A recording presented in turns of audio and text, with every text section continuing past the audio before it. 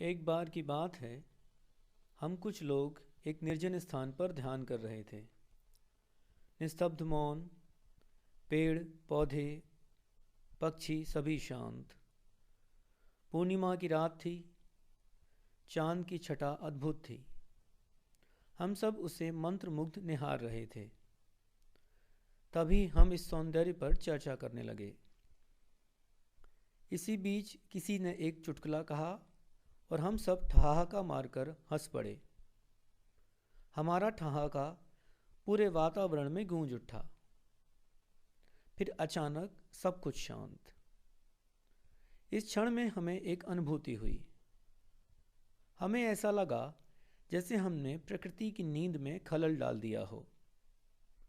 मानो शांति से सो रहे थके हारे पेड़ पौधे, पशु पक्षियों को जगा दिया हो। उस दिन हमने ये सीखा कि हमें समस्त जगत के प्रति संवेदनशील होना चाहिए।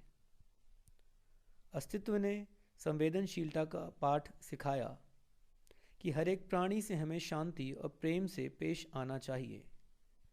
ये संवेदनशीलता ही निजता का सच्चा सम्मान है। आमतौर पे हम नींद में होते हैं। जो नींद में है वह असंवेदनशील होता है क्योंकि वह बेहोश है। हम होश में हैं या बेहोश, इसका पता बड़ा आसानी से लगाया जा सकता है। यदि हम अपनी दिनचर्या पर ध्यान दें तो हम पाएंगे कि हम अपनी आसपास की चीज़ों से बड़ी कठोरता से पेश आते हैं। हमारे दरवाज़ा खोलने का ढंग, बंद करने का ढंग, कपड़े धोते समय, पानी का नल बंद चालू करते समय, किसी भी चीज़ को उठाते समय, जूते पहनते समय, उतारते समय, कुछ रखते समय, हम असंवेदनशील होते हैं सोए सोए से, इसीलिए कठोर होते हैं। हमारे तरीकों में कोमलता नहीं होती, बल्कि एक हिंसा और आक्रोश का भाव होता है। जैन धर्म के मानने वालों में एक प्रथा प्रचलित है। वो मुंह को हमेशा कपड़े से बांध कर रखते हैं। कारण है, बात करते समय बहुत सारे छोटे छोटे जीव मुंह के अंदर जाकर मर जाते हैं। यह प्रथा संवेदनशीलता का एक अनुपम उदाहरण है। जिस व्यक्ति ने पहली बार ये नियम बनाया होगा वह निश्चित ही बड़े कोमल हृदय वाला होगा, बड़ा प्रेमपूर्ण और जागा हुआ व्यक्ति। तो जागरूक जीवन ही संवेदनशीलता की कुंजी है, क्योंकि जो जागा न हो वह चीज़ों को कभी गहराई में समझ नहीं सकता। वह केवल सतह पर ही रहता है। वह किसी नियम के भाव को ना समझकर शब्दों में ही उलझकर रह जाता है। उसकी आत्मा में ना डूबकर ऊपरी खोल से ही चिपका रह जाता है। ऐसा व्यक्ति किसी भी प्रथा को जान ले, उसके लिए ये नियम मात्र रहकर ही रह जाती है। ऐसा व्यक्ति कभी संवेदनशीलता की सुंदरता को नहीं जान पाता। मुझे एक घटना याद आती है। एक बार मैं ट्रेन में सफ़र कर रहा था। मेरे सामने वाली सीट पर एक सज्जन अपने मुंह पर कपड़ा बांधे बैठे थे।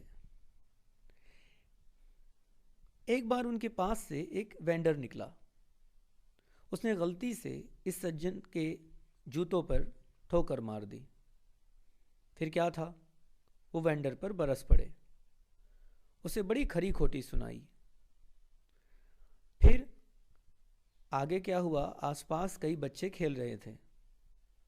जब कभी उनका कोई खिलौना या ऐसी ही कोई चीज़ इन सज्जन पर आ गिरती तो वे क्रुद्ध हो उठते, जोर से डांटते उन बच्चों को।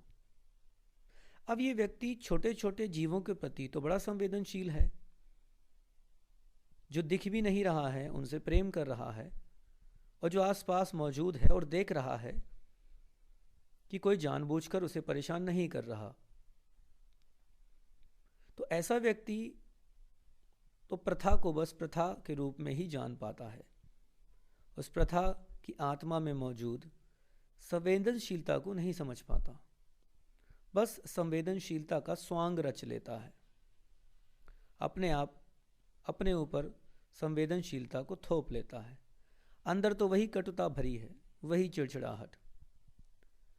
सच्ची संवेदनशीलता केवल होशपूर्ण जीवन से ही आती है, जीवन को शुद्ध आंखों और खुले हृदय से देख पाने से, न कि किसी सिद्धांत के चश्मे से। जो असली संवेदनशीलता को जानता है वह इसे हर किसी के साथ बांटता है, और एक संवेदनशील हृदय अस्तित्व के आशीष को ग्रहण कर पाने के योग्य भी हो जाता है, क्योंकि वह महसूस कर पाता है अहर्निश प्रेम को चारों ओर।